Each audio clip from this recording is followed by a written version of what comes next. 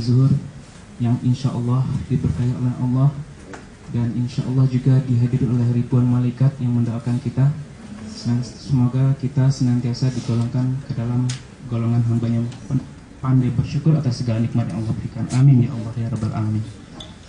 Salat beserta salam kita sampaikan pada Nabi kita, Nabi Muhammad SAW, beserta para keluarga, para sahabat, dan para pengikutnya.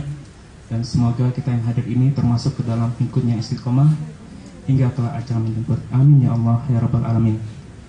Hadirin sidang kajian zuhur yang dirahmati Allah Subhanahu wa Ta'ala, pada siang hari ini insya Allah kajian zuhur fikih kontemporer kita akan berbicara tentang bagaimana berwudu seperti Rasulullah, yang insya Allah akan disampaikan oleh Ustadz Sarwat.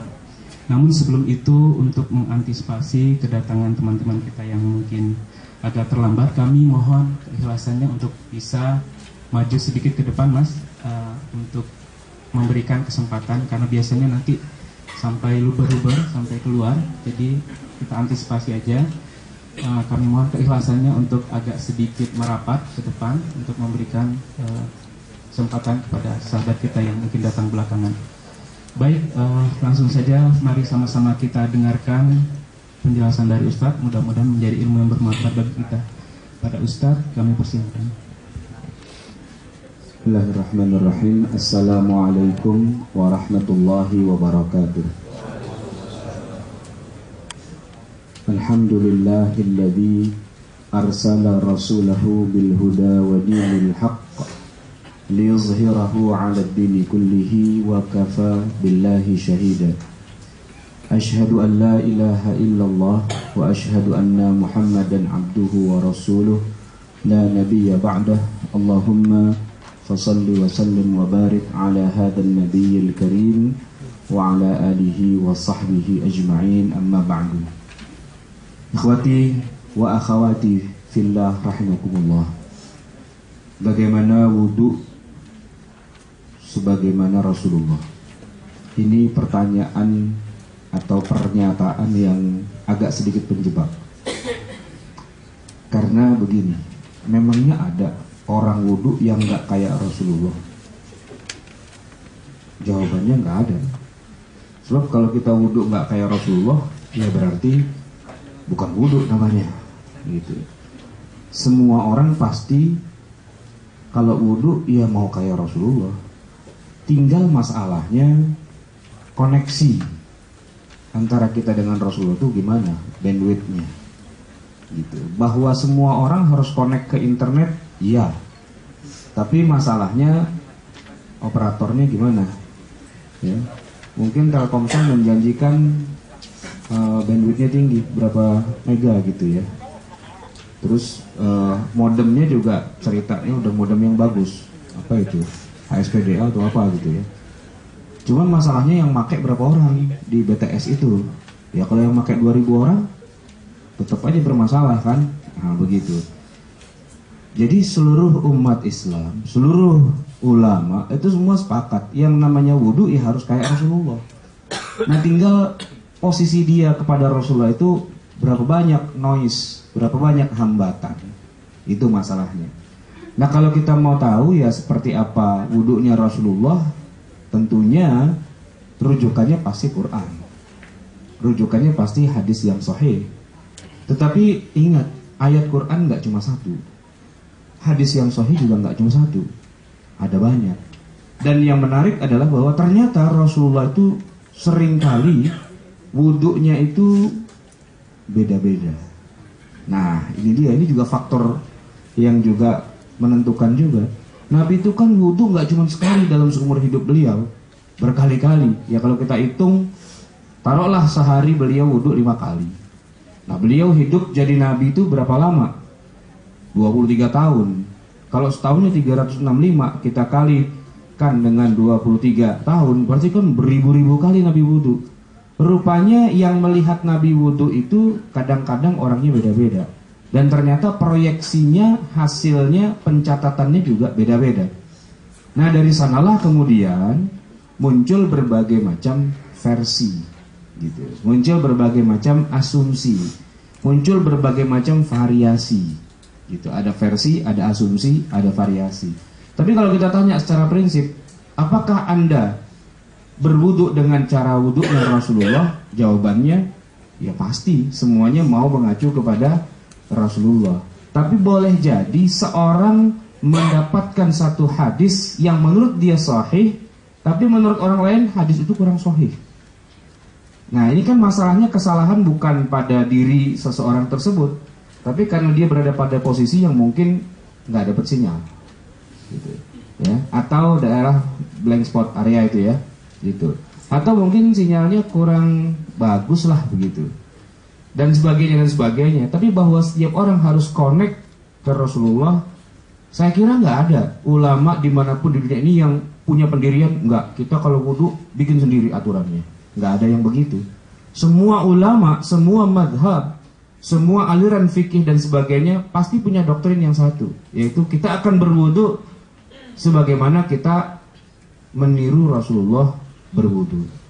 Nah, kalau nanti ternyata tiap orang kok wudunya bisa beda-beda, itu tadi yang saya katakan, ada asumsi, ada variasi, dan ada hal-hal yang lain yang sekiranya membuat jadi ada variasinya.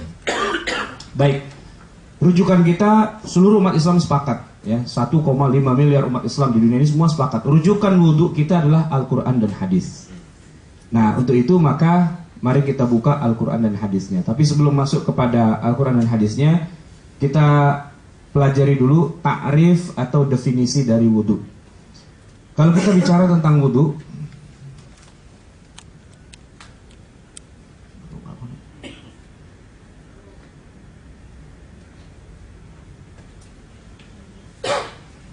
jadi ada wudhu ini kalau kita bagi secara pengertiannya ada dua macam. Yang pertama dari segi bahasa dan yang kedua dari segi istilah.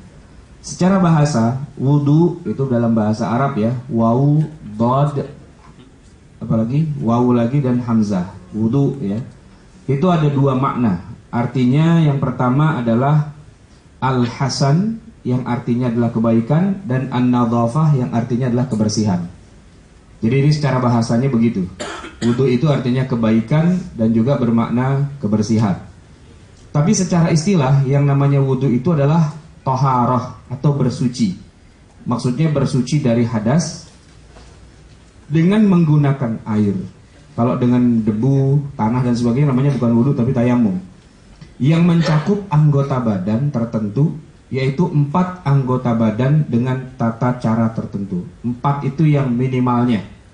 Nanti tambahan-tambahannya itu nanti sesuai dengan berbagai macam kesaksian para sahabat ketika melihat Rasulullah melakukannya. Tapi yang 4 itu semua ulama, bahkan Al-Quranul Karim pun tegas-tegas menyebutkan keempat anggota badan itu. Nah, masyru'iyahnya atau pensyariatan wudhu itu ada di dalam Al-Quran dan juga ada di dalam sunnah atau hadis. Yang Al-Quran ayatnya, a'udzubillahi minasyaitonirrajim, ya ayyuhalladzina amanu, wahai orang-orang yang beriman, idza qumtum ilas shalah, kalau kamu berdiri untuk sholat, faghsilu wujuhakum, maka basuhlah atau cucilah wajah-wajah kalian, wa aydiyakum, dan tangan-tangan kalian, ilal marafiqi. Ila di sini artinya ke, tapi para ulama mengatakan ke di sini pengertiannya adalah sekalian juga. Maka cucilah tangan-tanganmu, sekalian juga sikut kamu, sekalian juga atau termasuk di dalamnya. Wamsahu biru'usikum, dan usaplah. Masaha yamsahu itu artinya mengusap. Tangan kita basah lalu kita usapkan pada anggota tubuh. Maka Nabi Isa disebut Al-Masih itu dari kata masaha yamsahu, karena dia cukup mengusap saja, orang yang diusap itu kemudian sembuh atau bangun dari kematiannya. Al-Masih. Tapi kalau Dajjal disebut Al-Masih karena dia mengusap begitu saja suatu negeri, maka negeri itu akan hancur luluh lantak. Nah, itu istilah kata masaha yamsahu. Wamsahu biru'usikum, maka usaplah kepalamu. Untungnya kita bukan Nabi Isa. Nah, jadi kalau kita usap kepalanya, pusingnya nggak hilang. Atau bukan Dajjal, kalau diusap nggak rontok rambutnya. Wa arjulakum ilal ka'baini, dan kedua kakimu berikut juga kedua tumit yang ada pada mata kaki itu. Nah, ini ayat Al-Quran.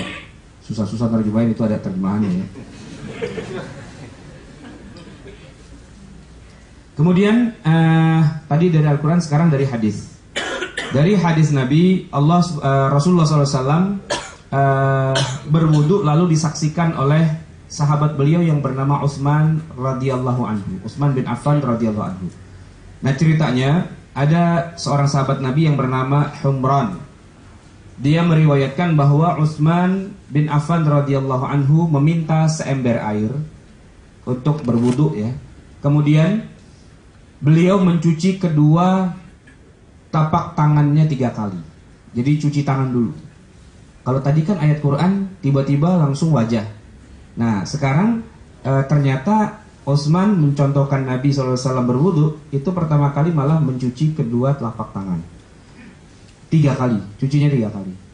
Kemudian beliau berkumur lalu memasukkan air ke hidung dan mengeluarkannya. Berkumur dan masukkan air ke hidung, itu istilahnya istinsyaq, nyedot air masuk ke dalam hidung. Lalu mengeluarkannya istinsar namanya. Kalau kumur, namanya kumur atau tamadmadah, itu memang gerakan memasukkan air ke dalam mulut lalu mengocok-ngocoknya kemudian mengeluarkan, itu semua namanya berkumur.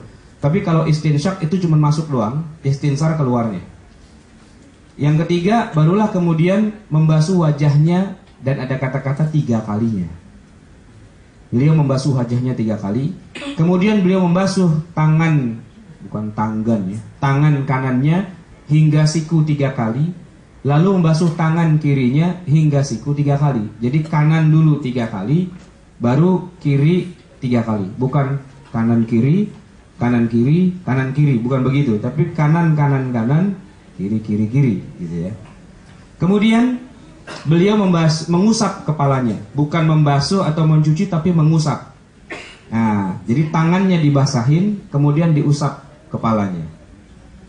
Kemudian beliau membasuh kaki kanannya hingga mata kaki 3 kali, kanan kanan kanan. Kemudian yang kiri 3 kali juga, kiri kiri kiri. Nah, kemudian beliau berkata, ini yang ngomongnya Utsman bin Affan radhiyallahu anhu. Aku telah melihat Rasulullah SAW berwudu seperti wuduku ini. Nah, jadi begitulah contohnya Nabi SAW berwudu. Ini hadis yang sahih, muttafaqun alaih, diriwayatkan oleh Imam Bukhari dan juga Imam Muslim. Bisa dicek dalam kedua kitabnya itu kalau punya. Ikhwati fillah rahimakumullah. Dari 2 sumber Quran dan hadis kita melihat ada perbedaan. Quran nggak bicara tentang kumur, tidak bicara tentang masukin air ke hidung, tidak bicara tentang 3 kali kanan duluan dan sebagainya. Enggak. Quran hanya bicara apa tadi?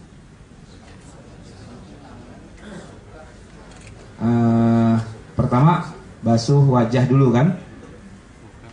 Nah, hai orang-orang yang beriman, coba kita lihat. Apabila kamu hendak mengerjakan sholat, maka basuhlah mukamu. Langsung muka. Nggak ada kumur, nggak ada cuci tangan dan sebagainya. Kemudian tanganmu sampai siku. Tangan nggak disebutkan 3 kali, nggak disebutkan kanan dulu baru kiri. Kemudian sapulah kepalamu, itu sama. Kakimu sampai dengan kedua mata kaki, nggak disebutkan 3 kali dan juga tidak disebutkan kanan dulu. Gitu. Nah, dari sana kemudian lahirlah